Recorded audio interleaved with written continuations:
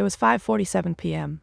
I remember the exact time because I had one shoe off, halfway out the office door, dreaming of leftovers and silence. Then my phone rang. Unknown number. I should have let it go to voicemail. But something in me, a nudge, a twitch, answered it anyway. Hello, is this Miss Nora Elridge? Yes, speaking. This is Madison from Central Federal. I'm calling regarding your mortgage account. I'm sorry, my what?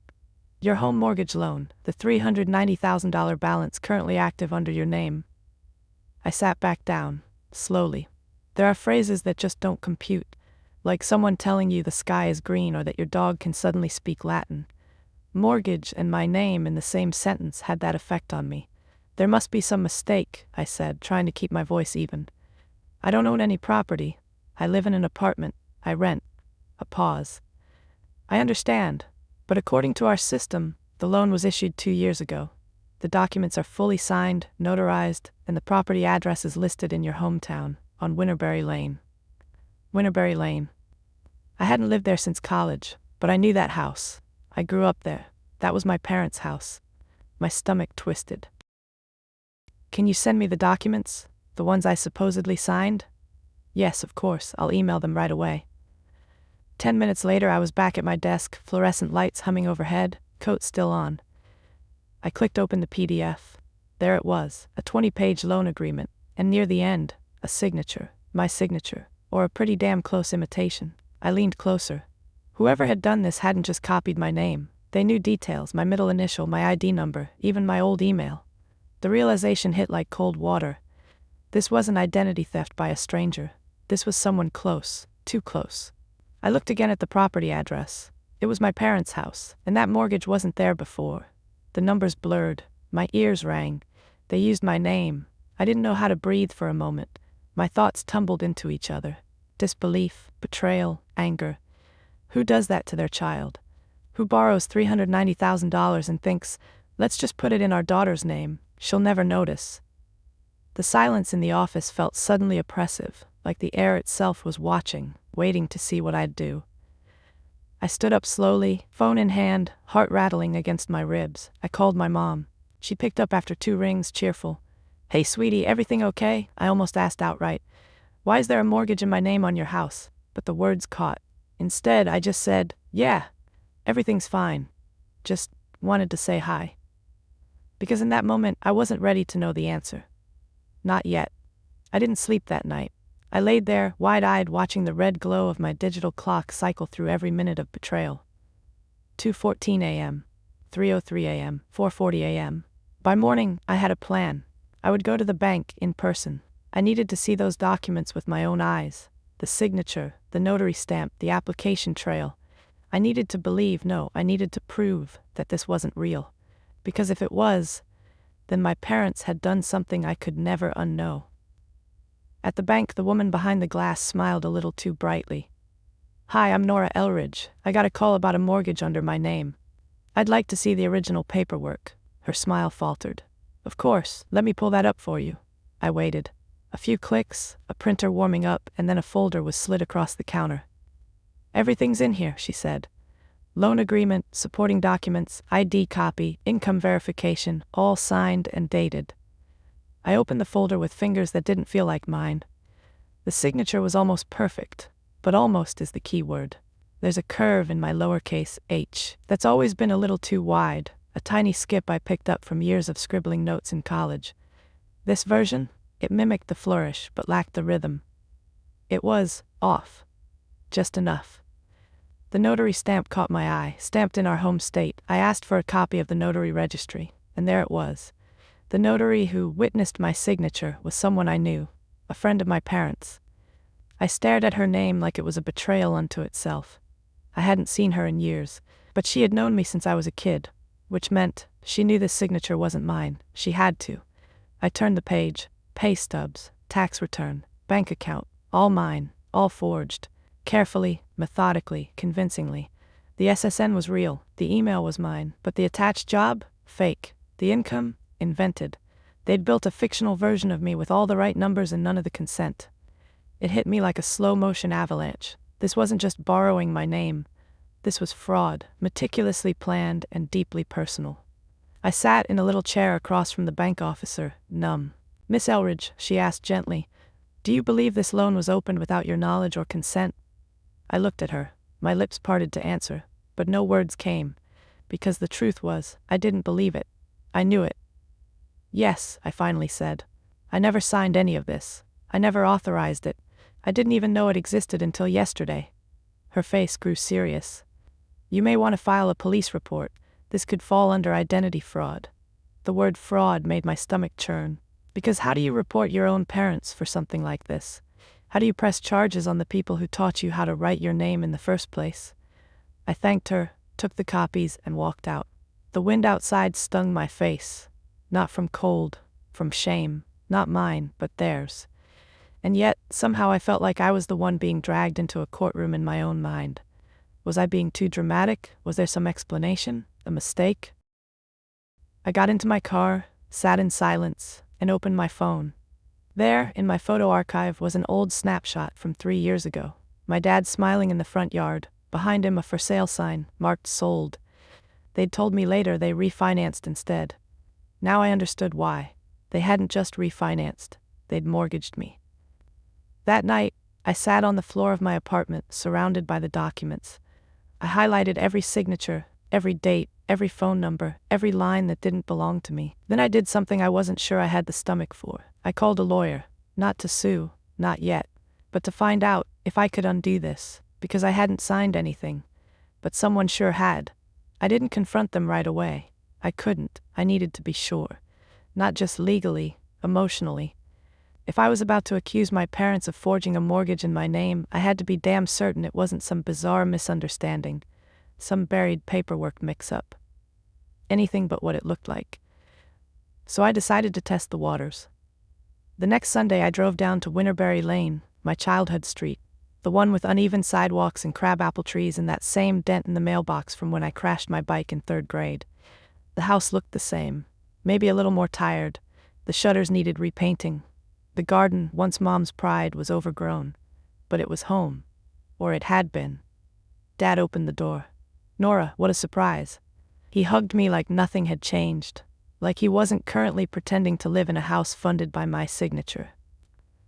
Mom came around the corner, wiping her hands on a dish towel. "I would have baked something if I knew you were coming." I smiled tight.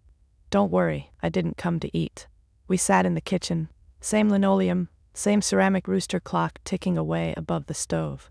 Small talk first, work, weather. A story about the neighbor's dog.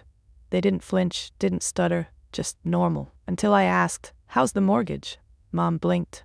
"The mortgage? Yeah, on the house." Dad cleared his throat. "Oh, it's manageable. Refinanced a couple years ago, you remember." "Do I?" I leaned forward, pretending to sip from the chipped mug she handed me. "You know, I was looking through some old paperwork the other day," I said slowly, "and I noticed something weird. There's a mortgage on this address. In my name." A pause. It lasted exactly 4 seconds. Then Mom laughed. A nervous, fluttery sound. "Oh, honey, that must be some kind of mistake. You know how banks are." Dad's jaw tightened. "Barely. Are you saying you didn't put it there?" I asked. My voice was too calm. It scared me. "Of course not," she said quickly. "That's absurd." But she didn't look me in the eye. And Dad was silent. I pressed, "Because I spoke with the bank, and I have copies of the documents, the ones with my forged signature, the ones a notary you both know stamped." Mom looked at Dad, and that was it. That one glance broke everything. Not denial, not outrage, just guilt. I stood. "So it was you." Dad exhaled long and slow. "We didn't know what else to do." Those words landed heavier than the lie. "We were drowning in debt," Mom whispered. "Medical bills, repairs, we were going to lose the house." "So you stole my name instead?" My voice cracked on the last word. "It was just paperwork," she said helplessly. "It wasn't supposed to hurt you. We made all the payments." "Until you don't," I snapped. "And it tanks my credit, my future. You lied to me." Dad stood now too. "We were going to tell you eventually." "When? At my wedding? When I get denied for a loan? When the house gets foreclosed and they come after me?" He didn't answer. My heart pounded, my hands shook. "You taught me to be honest," I said. "You grounded me for lying about curfew. You made me return a pack of gum when I was 6, and now you've signed a $390,000 loan under my name and want to act like it's just a clerical error?" Mom cried, silent, broken tears. I wanted to feel sorry. I did. But I couldn't feel anything but cold. I left the house without another word. Drove 2 hours back to the city in silence. Parked outside my apartment and sat with the engine running. They had done it. They admitted it. No more doubt. Just betrayal. Brutal and plain. And now? Now I had to figure out what to do when your enemy wears your father's watch and your mother's perfume. I didn't talk to them for days. I let their voicemails pile up, first confused, then defensive, then apologetic. My mom's voice trembling in every one. Please, Nora, we didn't mean to hurt you. But what did intention matter when the damage was already done?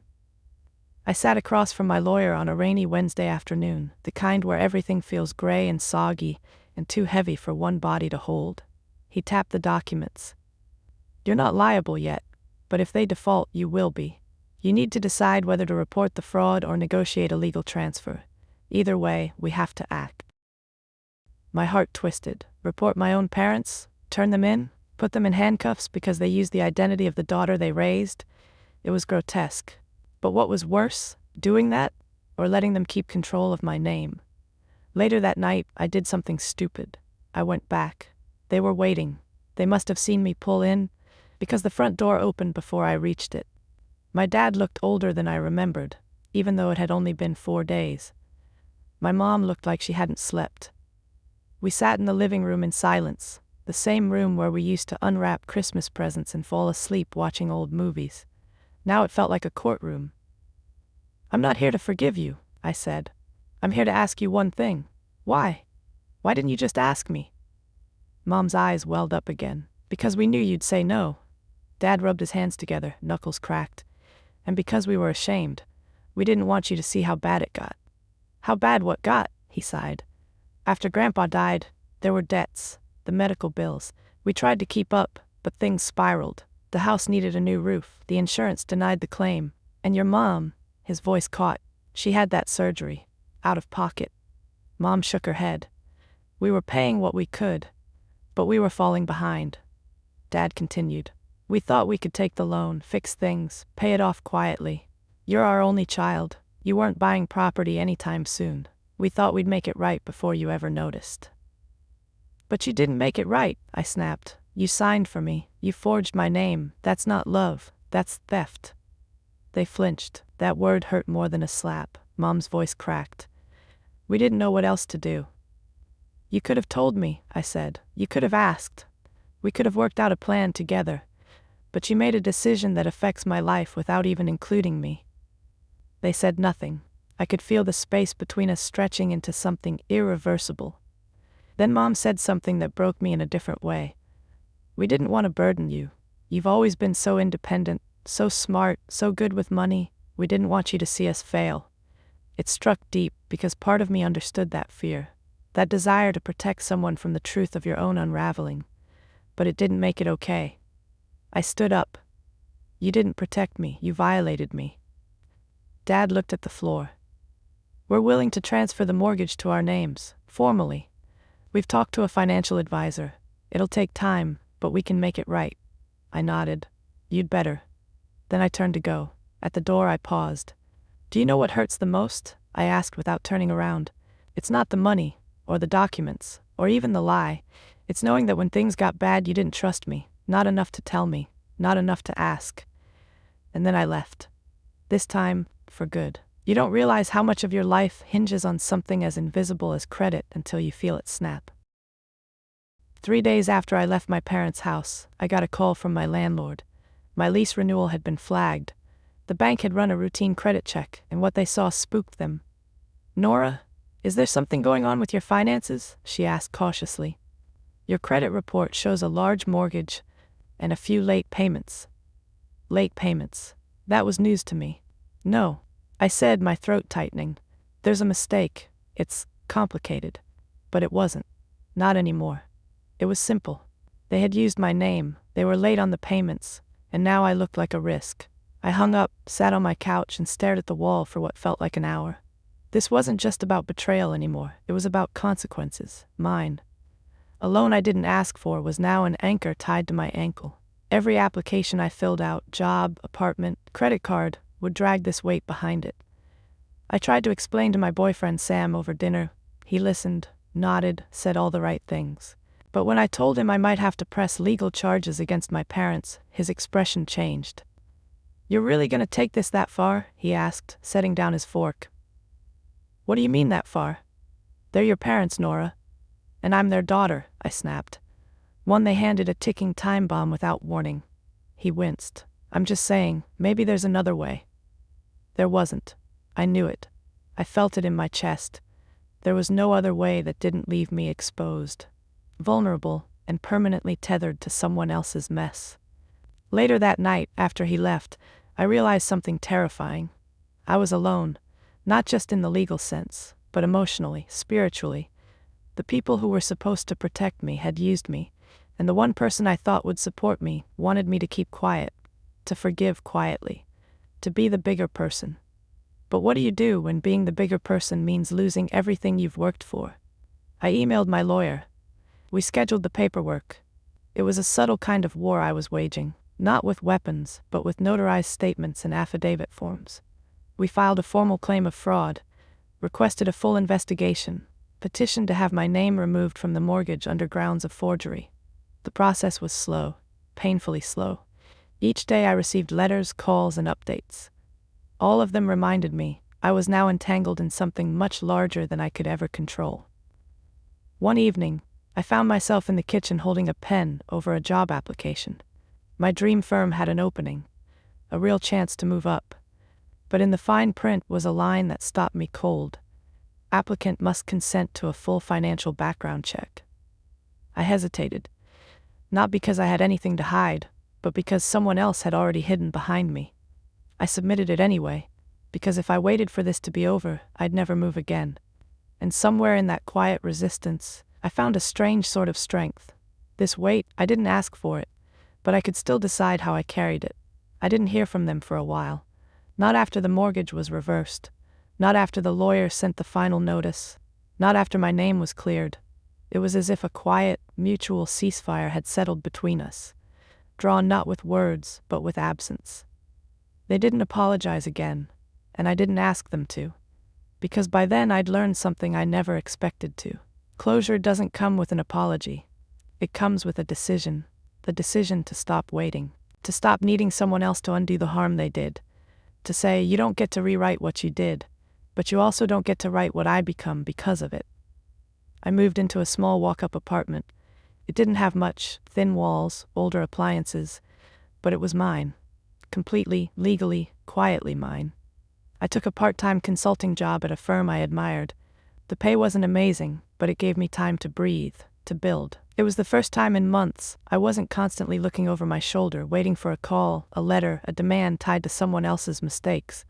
One morning I found a small envelope in my mailbox, no return address, my name written in cursive I knew too well. Inside a card, just one sentence: "We thought we were protecting you. We were wrong." Signed Mom and Dad. No grand gestures, no excuses, no requests, just that. I stared at it for a long time, folded it, put it in the drawer with the rest of the documents from the case, and left it there, not out of spite, but because I no longer needed to carry it. I didn't write back. Instead, I started writing something else, a list of boundaries. I won't co-sign or share financial ties with family again. I won't explain or defend the consequences of their decisions. I won't minimize what happened, even if others tell me I should be over it. I reserve the right to protect my peace, even from people I love. That list grew into a letter, not one I sent, but one I read aloud to myself, sitting by the window with a cup of tea and the first morning sun warming my new space. In it, I forgave them, not for their sake, not so they'd feel better, but because I needed the space that anger had been taking up. I needed to move forward without dragging a betrayal behind me like an anchor. But forgiveness isn't the same as forgetting. I still remember. I still flinch sometimes when I see my full name on paperwork. I double-check every line of fine print. I trust slowly, methodically, sometimes not at all. And that's okay. Healing isn't linear. It isn't pretty. It doesn't wrap itself up with a happy family dinner and a shared laugh over misunderstandings. Sometimes healing just looks like surviving something that should have broken you, and building anyway. Months later, I stood in front of a notary again. But this time, the document bore only my name, my real signature. No deception, no fraud. It was for the deposit on a tiny plot of land outside the city. I didn't have plans to build yet. But I smiled anyway, because the land was clean, the name on the deed was mine, and the future, it belonged to no one else.